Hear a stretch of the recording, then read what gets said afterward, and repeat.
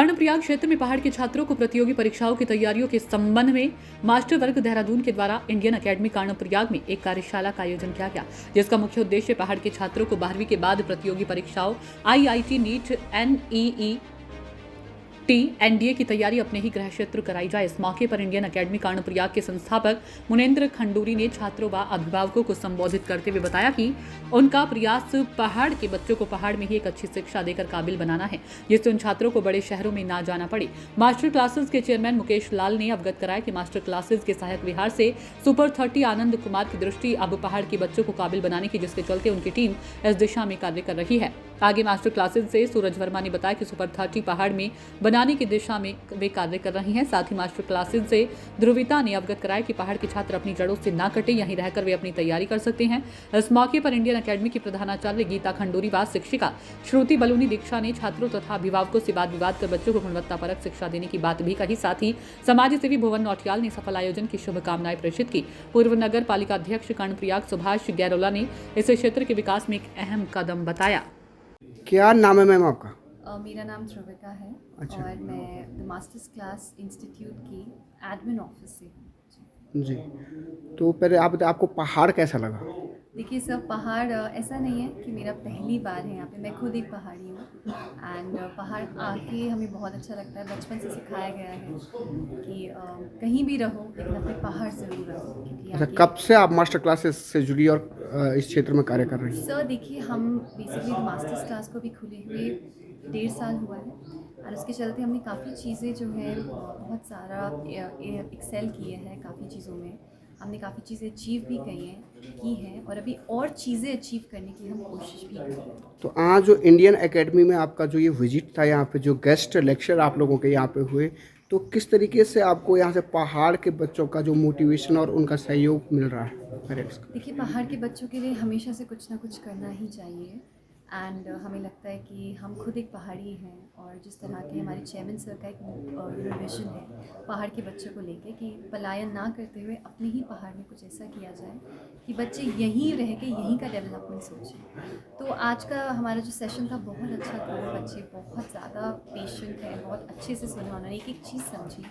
Parents के बहुत सारे क्वेरीज थे जो हमने क्लियर करने की कोशिश की। बाकी हम बहुत जल्द चाहते हैं कि हम यहाँ आके उन सारी मुसीबत या कुछ भी लोगों का जो सोच विचार है उन सब का एक हम सल्यूशन दें, एक हल बने उनका। एंड बहुत जल्दी हम यहाँ पे अपनी क्लासेस शुरू करने की कोशिश करेंगे। जी सर, क्या नाम है सर आपका?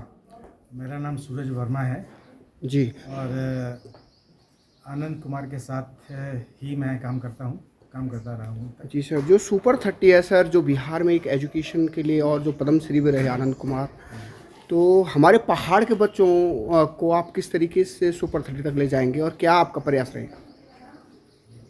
सुपर 30 का उद्देश्य ही यही था कि जिसके पास संसाधनों की कमी है या जो अफोर्ड नहीं कर सकते महंगी फीसेस को, उनको उस तरह की शिक्षा दी जाए कि वो कम्पीट कर सकें। आईआईटी वगैरह, नीट वगैरह, ये सब जो नेशनल लेवल कॉम्पिटिशन होते हैं उसको कम्पीट कर सके। तो उसका वो उस तरह से क्राइटेरिया हमने बनाया और पहाड़ों में ये जब प्रतिभा नज़र आई हम लोगों को, तो हम लोग इधर आए कि चलो इधर से भी हम लोग इस तरह की काम किया जाए और सुपर 30 यहाँ भी बनाया जाए। जी, तो अभी आपका जो आज का कार्यक्रम यहाँ पे हुआ, तो इसके बारे में क्या कहना? कार्यक्रम बहुत सफल रहा है। पेशेंटली सभी ने बहुत सुना और हमारे विचारों को समझा भी, मुझको लगता है जैसा। और आशा करता हूँ कि हम लोग यहाँ पे आते रहेंगे और बार बार मुलाकात करते रहेंगे और हमारा प्रोग्राम भी चलेगा। जी सर, क्या नाम है सर आपका? मेरा नाम मुकेश लाल है। मैं मास्टर्स क्लास एक इंस्टीट्यूट है देहरादून में जो आईआईटी और नीट के लिए बच्चों की तैयारी करवाता है।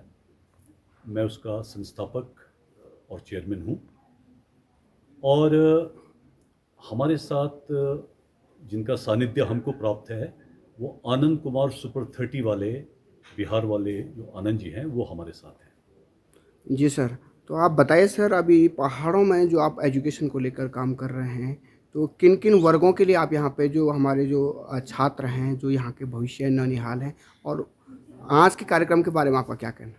देखिए, सबसे पहले तो मैं आपको बता दूं कि मैं एक शिक्षक हूं जो लगभग 35 सालों से शिक्षा के क्षेत्र में मैं रहा हूँ।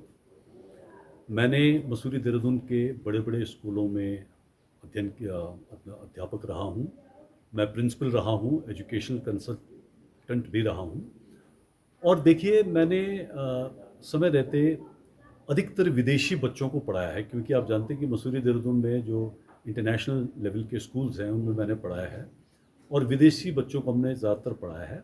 तो अधिकतर हमने ये देखा कि विदेशी बच्चा पढ़ के बाहर चला जाता, वो हमारे इस पहाड़ के और इस क्षेत्र के इतने काम नहीं आता।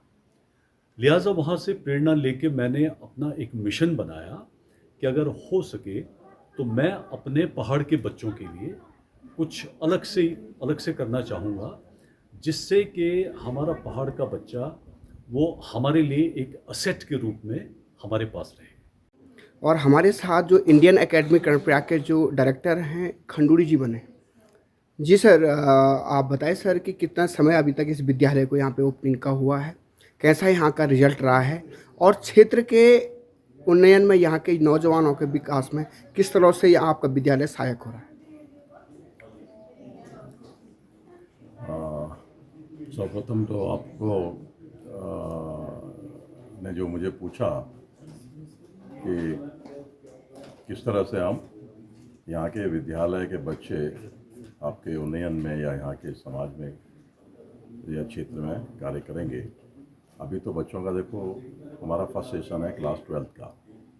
इसके बाद ये अपने अपने क्षेत्रों में हायर एजुकेशन के लिए जहाँ भी ये बच्चे जाना चाहेंगे, मेडिकल कोर्सेज में, इंजीनियरिंग कोर्सेज में, और डिफेंस सर्विसेज में, और भी कमर्शियल सर्विसेज में जहाँ भी जाना चाहेंगे, तो उसके बाद ये निश्चित करेंगे कि इनको क्या करना है।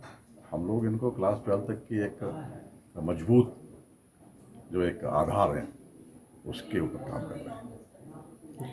तो यहाँ के विकास में किस तरीके से सहायक होगा विद्यालय।